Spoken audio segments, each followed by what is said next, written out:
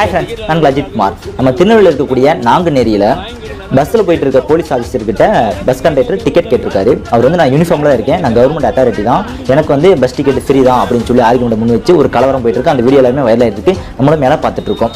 So உண்மையிலே போலீஸ்காரங்களுக்கு பஸ்ஸில் ஃப்ரீயா அப்படின்னு கேட்டால் ஃப்ரீ தான், ஆனால் ஃப்ரீ இல்லை. புரியல?